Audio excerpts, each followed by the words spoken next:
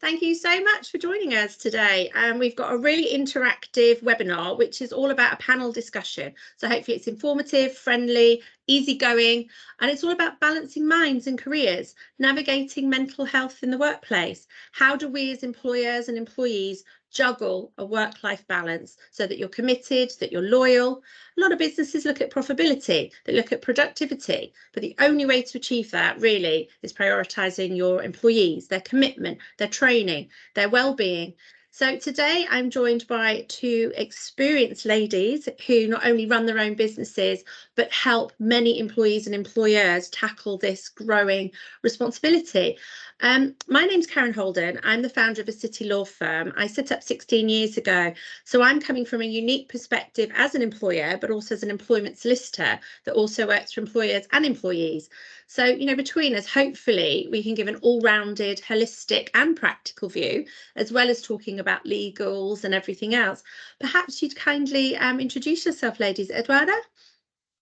Hello there. Yes, I'm Edua, and I am a CIPD HR professional, and that's the Chartered Institute of Personnel and Development. And on a career break at the early stages of my career, I trained to become a lawyer. And then I decided to return to working in HR, and I worked for an HR consultancy for over 10 years. And in March 2021, I decided to start up my own HR consultancy business, Face to Face HR Streatham Hill. And I support SME businesses with a range of issues, including issues such as sickness and mental health. And Beatrice? Hi, I'm Beatrice Hackett. I'm an accredited and certified coach and facilitator. I work with founders, individuals, teams and organisations on their growth and their development. And that can be in a number of different ways. That can be through one-to-one coaching. Often employers bring in coaching for individuals at particular inflection points in their careers. I call them transitions. So promotion, retirement, redundancy, also transitioning back to work after parental leave. So you can support through individual coaching, also through team coaching. Sometimes teams have a dynamic that needs support, and bringing in an external facilitator and coach can help teams work through what's happening towards a more effective way of functioning. And then also facilitation and workshops. I have a range of workshops such as self-care, resilience, psychological safety, and then build bespoke workshops for organisations depending on their own challenge or the behaviour and problem they want to sort out. I can build that for them. And they also do leadership effectiveness and leadership development using the Leadership Circle profile. Alongside that, I work with founders of businesses at all stages of development as they go through an individual and personal journey as their business grows. I mean, I think this is a great panel because we work for employers and we're all about looking after employees. So I think we've got a really good rounded perspective here. And also, you share my passion because you're partners on our Female Founders Growth. So again, we want to help founders scale their businesses, and they are going to become employers. So, we also want to help them. So hopefully today will really help people thrive in their understanding. So, with your years of experience working for employees and, as I've said, employers, you must see firsthand there's a number of challenges, particularly in wellbeing and the mental health sector at the moment. What are the common issues that you're seeing? And, can you give us some top tips about resolving this? Yes, the CIPD, the Chartered Institute of Personnel and Development, they've recently conducted some research which shows that sickness absence is at a highest level in 10 years. It's 7.8 days on average per employee. And that's very worrying. I mean, and mental ill health is one of the top reasons why employees are off sick, and in particular stress. The CIPD survey found that 3/4 of respondents, that's 76%, found that stress-related absence was related to heavy workloads and the management style being the most common factors. So I'll talk a bit around some of the common causes that I found in my experience. Firstly, I would say a poor job description or not given a job description at all. I mean, you start off a job, it's a really poor way to start off a job because you don't really know what's expected of you. And that in itself can be very stressful. And people's job descriptions changes over time. And a lot of the time employers don't really keep updating the job description and having those conversations with their employees. And that probably is very much the case post-pandemic as well, where things have changed so much. Then next to, secondly, I would say improper training. People are not trained adequately to do the job that they're meant to do. And again, like I said, post-pandemic, the way that people, like employers, are expecting employees to deliver their products and services has changed. And there's an assumption that employees know what they're meant to do, but they haven't been given the training to do this. There's working hours. Working hours is a big issue now. I mean, there are lots of people who are working longer hours and they're working during the holidays just to keep up. And whilst working from home, flexibility is a fantastic thing. But it can often mean that the divide between work and home is very blurred. And people just say, oh, just answer that email, or I'll log back in, later on in the evening. And that actually is causing a lot of stress, and people are working longer as a consequence. I would say another factor which is really important is management style. There's an old adage, you don't leave a job, you leave a manager. So that just shows you how important the line manager is in terms of how somebody feels about their work. And the line manager is key in managing well-being and absence. A lot of the times when I've worked in-house in HR, line managers, when somebody goes off on long-term sick, they don't speak to their employees and they say, oh, isn't it HR? Can't you give them a call? And I'd have to say to them, no, it's your responsibility as a line manager for you to keep that conversation going and to find out, get progress reports of how this person is doing and offering any support that they need in returning to work. And the CIPD has shown that just over half of the organisations that they surveyed, and that's 55%, are taking steps to provide their line manager with stress management training. But organisations are more likely to train their mental health first aiders than they are their line managers. And whilst I think mental first aiders are fantastic, they're great because they're specifically trained to help individuals who are having a mental health crisis, I feel like this should be in addition to any training that you give your line managers, because essentially it's their responsibility. And I would also say that disputes between staff members, conflict at work can be very stressful. But where I would say that employers should deal with it is more on an informal basis, maybe facilitated conversations or mediation, as opposed to going through a formal grievance process. Because I'm sure that you're aware, Karen, that when people go through, like legal processes, it can be quite stressful when they don't necessarily get the outcome that they're looking for. And I have an attitude of prevention is better than cure when it comes to staff disputes. I think things like team building and social events can really break down barriers.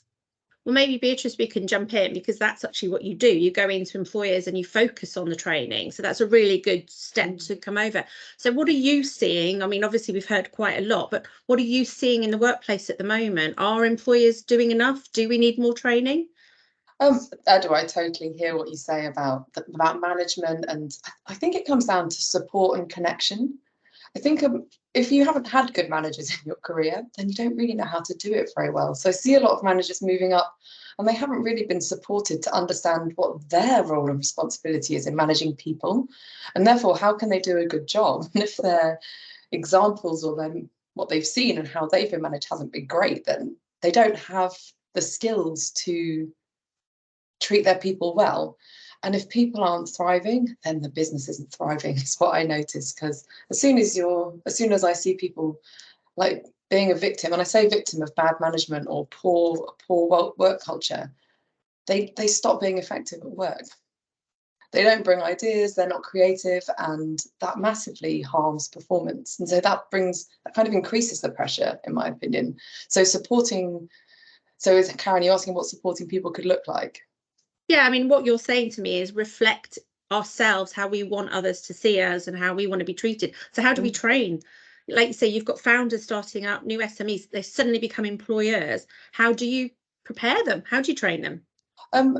Firstly, I talk about awareness. So like awareness of your impact on other people, awareness of how you behave and what that does to people, and understanding yourself. When it's in a leadership capacity, I use the leadership circle profile because it's the best tool to surface the blind spots that you have and your awareness of your unintended impact often of your behaviours, and it gives you clear steps to become more effective. So I would start by like awareness and understanding of your behaviour, and then also what good management looks like. If you haven't had good examples, then find some. Look at leadership. I mean, there are a whole host of podcasts and books out there. I think looking at real people, and leaders don't just exist at work. They exist in your friendship group, your family network. Who listens well? Who reflects well? Who do you watch people being comfortable with and sharing with? And those are the skills of good management, in my opinion, to listen and respond. First, you've got to be aware, though, of how things are going. And I think what I see causing the most problems is avoiding what I might call difficult conversations.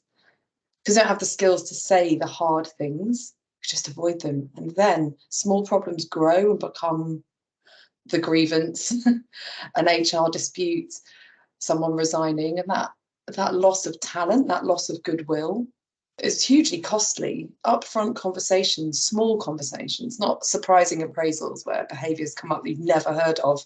You haven't been doing this. Like, I didn't know. So it's those small conversations that surface issues in time, like just in time. Last week when this piece of work came, it needed to be done like this, and I want to see it like that. So those sorts of things give people a chance to improve, employees. And I think when someone is out of their depth, bringing in external support. I mean, obviously as a coach, I think coaching is a great tool. And an awareness, I think, when you're an employee that your manager might also be struggling. No one's got it all sorted. Yeah. Yeah. I mean, that's interesting, as obviously from a legal perspective, usually when people call me, it has gone wrong. So we help them with their grievances, or we'll help them with the settlement agreements on the way out, or dismissals. And you're right, you know, early days, we've sort of said, look, have very clear processes and policies in place so people know how to talk to you, who's accessible, who you go to, and feel comfortable to speak to someone. You're right. Sometimes in the larger organisations, you have a HR department, but SMEs might not have that. So how do you make yourself approachable to have these smaller conversations before it escalates? And I think people are scared because you don't want to say the wrong thing to end up in a tribunal. But if you don't say anything, you're going to ultimately end up with staff walking out the door. So I think on reflection, what we're saying is a good, accurate job description, which we keep reviewing, good processes and policies so we know what the employers, our expectations of them and their expectations of us are, training, but like you say, not just of them and HR, but also line management. So we're sort of saying have some role models, have good leaders, have them trained, have them be reflective and aware. So I think that's quite a lot of information for the employer and employee. I mean, it's interesting now because as an employee, you've got to create also a safe environment. So we're talking about very preventative and proactivity, which isn't usually what a lawyer gets involved in. Like I say, we come in too long. So what's the sort of things that we're seeing employers doing? What more can employers do to catch things very early on? So, for example, is it a forum to talk to people in a more professional way, or is it a coach coming in, talking to people individually? What would you say right now for employers to turn it and be more proactive they should be doing? Edua, what do you think? Yeah, I think that organizations now are trying to be proactive. I've seen that myself, and even very small businesses, which is really encouraging. I've worked in HR for a number of years, and even smaller organizations are putting together an employee well-being strategy, and where they're actively promoting employee well-being. And to build that strategy, I mean, you can speak to somebody like myself or a coach to help put things in place. And you're right, there are policies coming out there that deals with specific issues that can cause mental health, mental ill health. For example, menopause policies, suicide, and pregnancy loss. These are things that small businesses are coming to me to say, could you draft a policy on that to be proactive? There's also employee assistance programs. I'm not sure if you're aware of them. They're external organizations that employees can call up and they can get counseling, debt management, and employee financial well-being advice as well. So it's quite nice because it's external to the organization. And SME businesses are asking me about what employee benefits can they provide. I'm working with a business at the moment that wants me to put together something, and I've been working with an employee benefits broker. So we're putting together employee assistance program, health cash plan, gym membership, spa treatments. So they're trying to sort of have a holistic approach to employee well-being. So it's more prevention rather than cure, as I spoke about before. And of course, there is the training aspect, because you're absolutely right. I think line managers are really scared what can or what they can't say. So having specific training on stress management, I found, is becoming increasingly popular, and taking surveys. That just really gives you an idea of the effectiveness of your overall employee well-being strategy. And so you're always on the pulse of what your employees actually need at a particular time. And I'm guessing these surveys can be anonymous, so people can have their voice and actually give you honest opinion without that coming back on them, which is a really good thing to do right now, I guess. Absolutely, absolutely. Yeah, that anonymity helps people be more honest about what's really happening for them. Beatrice, do you want to jump in on what you're seeing people are actively doing to motivate staff, get the commitment, look at safe well-being in the workplace? What are you seeing people do? I see a whole range of interventions, and I see them being more and less effective. I like your point, Edua, about asking employees what they want. And I do hesitate in asking if you're not going to respond as an organisation. There's nothing worse, I think, than doing an employee survey, showing the results, and then taking no action.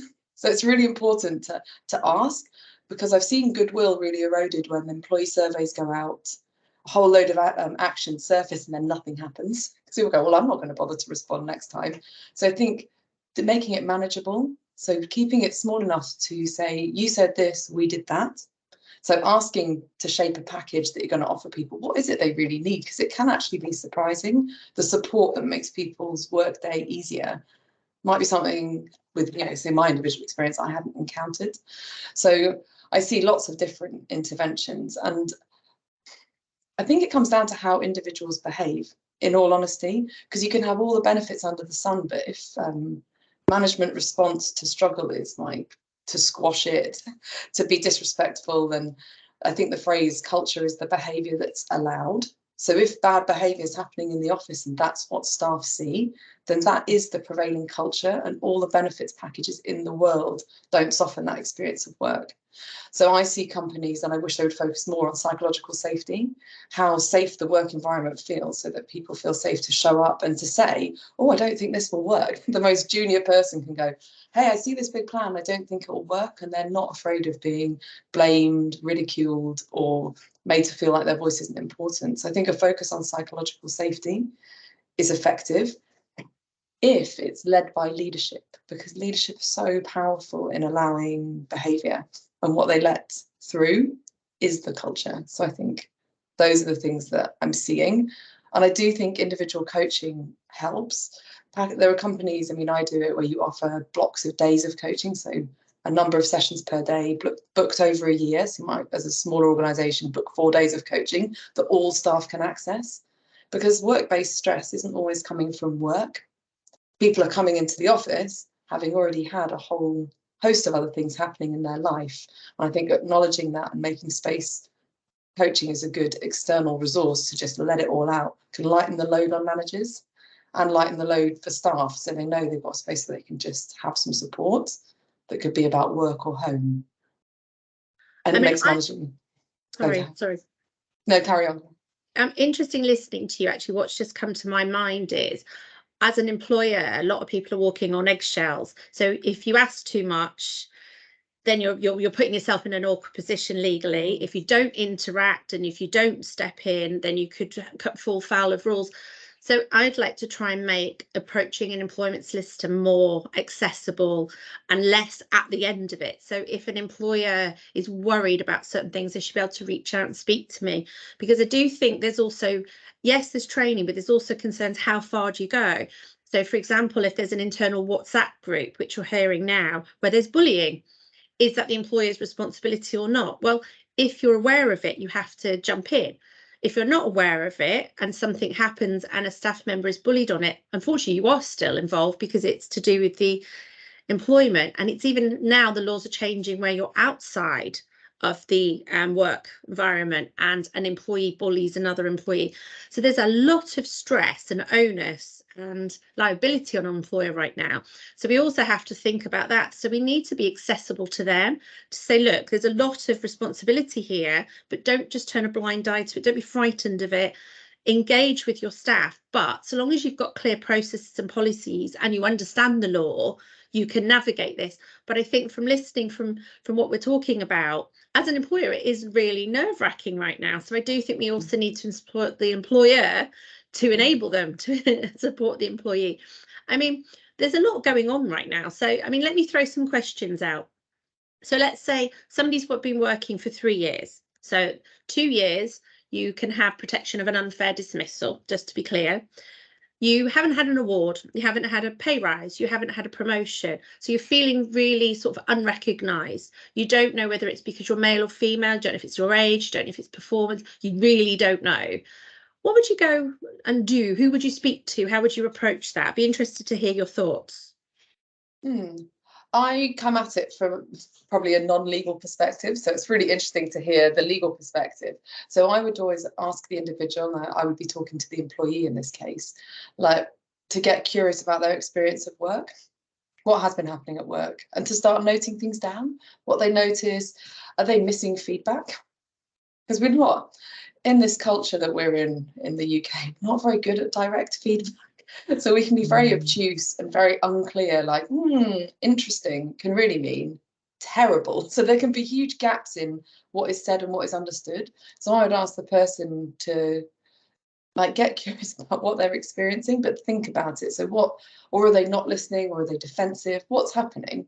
And then from a coaching intervention, normally I would coach the individual to see if we could figure out ways for them to navigate their environment differently, that could support them to ask for the pay rise, to ask the questions that they need to. And sometimes really that's not enough. And so coaching becomes how to exit the environment and find a new job.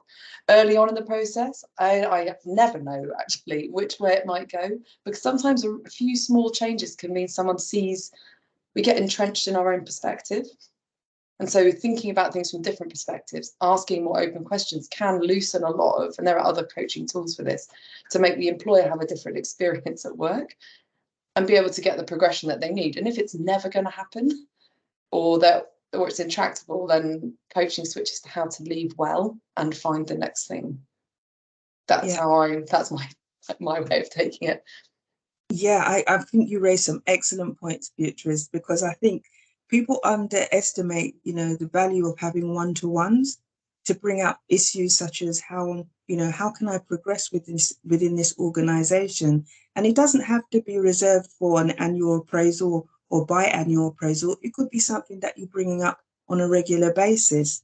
And also, I think succession planning is something that more smaller businesses are thinking about, so that employee could say, look, I see myself being in so-and-so's position in a couple of years' time. Is there any training or mentoring that I can have from that person and make it a win-win situation? Because ultimately that person is going to leave or they're going to retire. So maybe, we can pass on that knowledge and that will keep that employee more motivated. But you know what? Honestly, Beatrice, ever since I started my HR business, I've spoken to a lot of coaches in my network, and I'm a big fan of coaching. I think that should be used more as a strategy to help individuals, because I believe that, yes, through individual coaching, you can change somebody's mindset. They might be able to, like you say, it's the navigation of opportunities within the organization, or it might turn to a situation whereby they actually realize that they want to leave, and that's fine. But they're more likely to leave on good terms than going down, say, a grievance route if they've been given that, coaching and support to move on. I mean, you're talking quite a lot about how we offer benefits and how we create a safe environment. But we all know since COVID, like you say, people are working more at home, more flexible working, hybrid. So there's good and bad in that. So the employers want people trained in the office. So you need people here. People want to save money from traveling and be at home, but then the lines are blurred for working hours. So I'm often asked, can I ask my employer for flexible working and hybrid working? And are they legally obliged to listen to me? Are they legally obliged to give that to me? So I thought that might be something to explore here. So from the legal point of view, an employer is not legally obliged to give you flexible or hybrid working unless it's in your employment contract, but they are obliged to listen to you, particularly if you're a parent or if you need flexible working for other surroundings. So it's almost like making a business case. Why would it impact the business in a good way and how it won't impact in a bad way? The employer then has to give that consideration and give you written reasons, potentially why not, to retain you, to motivate you. But if the business needs you, then it's not obliged to. We are actually seeing more and more people now demanding people back in the office, more hybrid rather than flexible working. So we're going to see a change at the moment. So from my point of view, I need people in the office to train the junior teams because that's where they thrive and listen. But for the more experienced, obviously them being at home is fine. How do we avoid them working ridiculously long hours and having this blurred line? How do we stop them taking on extra work for the ones that want to? What do we do about that? Any suggestions? Yes, I definitely feel that line managers have to be very proactive in the way that they might line manage people working from home. And, I was talking about the one-to-ones, and they can still happen. Through the power of Zoom and Teams, we can still meet regularly with people on a one-to-one basis or as a team. So that should be something that they are quite intentional about. And like I said, having those discussions about where their career is going when you have those one-to-ones as well. So yes, the location has changed, but it shouldn't be a case that employees are out of sight and out of mind, or be at a detriment because they choose to work flexibly. And as you say, there are legal implications of that. So I would definitely say that line managers need to be proactive in ensuring they keep the lines of communication open and monitoring how much work that their employees are doing. And it's quite interesting because I recently did some work with an organization, and post-COVID, managers were emailing employees at different times of the evening and expecting them to respond. So sometimes as a leader, you've got to set an example and say, it's not appropriate for me to send this email and expect a response in the evening. And so you have to kind of practice what you preach as well, I would say. I mean, interestingly on that, bringing it from a technology point of view, I've learned now that you can schedule emails, you can schedule social media posts. So actually, even if you're like me, you're desperate to respond because otherwise you'll forget, we actually need to train ourselves that technology now means we can do what we need to do, but it arrives in the working hours. So there are very simple solutions to things like that. Yeah. And those solutions are so often there. It's just that when we're head down working at home, for example, or like rushing around doing the rest of stuff, we forget to notice that there are really simple, just hit schedule, 9 a.m. tomorrow, bing. No impact on that person's evening if they're somewhere that they want to be and not be thinking about work. So I had a couple of points on that. I think with remote work, connection is one of the most important things to notice. So what we miss, and I mean, I know this because of my age and having worked only in the office for the majority of my career, that at the beginning of meetings, there was always this 5-minute bit where people would chat a little bit and connect. Oh, so-and-so's gone to get coffee. Do you want a coffee? We would talk about small things, and you get a really good read of the room. Like, how is everyone? If someone looks really tired, or they're looking like they're not focusing, you kind of get the idea of how they're doing. I think we're forgetting to connect when we start work meetings. And there are really good tools for this, and they're really easy to use. And so you can use, there's a whole load of connection ones, which I could share with you if you want, from the Conscious Leadership Group. So if you start meetings with connection, then people kind of relax into the space and you might actually understand where people are at. I was running a training last week where one of the employees was in Australia. It was in the morning UK time. So we all assumed she'd be tired at the end of the day. Just like, I'm feeling really energized today. We were all like, oh, that's interesting. That's different from usual. So it allows us to calibrate to how people really are right now. So there's that bit about connection. I think is so important. And then checking out. You might finish the meeting with a small conversation. You can also finish with that too. And I'm curious, Karen, about this. I hear in the coaching space, forcing people back to work is how it is spoken about. I don't want to be forced back into the office. I don't want to have to come in, is what I hear. And then I have conversations with leaders saying, we want our people back in because it's so good for them. It's so good for the ideas, for the younger generation, like the people coming into work, to learn from older, from more experienced employees. And the younger generation, they don't see it like that. So there's a massive intergenerational gap of perspective. And so if it feels like forcing, I think the leaders are forgetting to do a what's in it for me for the people they want to come back into work. And they're not like igniting their energy to come back in. I learned loads from sitting in the office, listening to other people's conversations, hearing the way they talk to customers, for example, or had more challenging conversations. And I don't think for a generation who've come up through COVID and worked mostly at home, they know that's the way it can be in the office. I think making it appealing by pulling people back into the office for good reasons, as opposed to shoving them when they don't want to go, make a big difference. Yeah, I mean, it's all about the narrative. No matter what you do, what kind of business you are, it is about the narrative. I mean, I know that certain people don't want to schedule a call with their line manager remotely because it feels very formal, whereas just popping into the office to ask a question is quick, simple, and easier. So, I mean, I hated working from home, absolutely hated it. I love being around people. I've missed the bars. I love having people around me, and not everyone feels that way. So, it's very difficult as an SME. You've got to try challenging yourself as well as other people. So I think it is, like you said, being aware, looking what other people want, what's productive for the business versus, the challenging times that we have. I mean, I think everybody, whether you're an employer, employee, and all around here now, we all want to support everybody. It's just a juggling act, whether you're employer or employee. Unfortunately, sometimes it's not aligned. So if I'm going to reflect back on what you've said, it's very much about trying to connect with people, even if it's through Zoom, ask questions, check they're okay, have a personality flowing through. Don't force people or assume that they want the same thing from you. Not everything's about money or annual leave or flexible working. Everyone's slightly different. So maybe, like you say, having a strategy, having different benefits for different people. And I think some of the things I've seen, we assume too much sometimes. So I know parents want flexibility, but the younger generation want more annual leave to go travelling.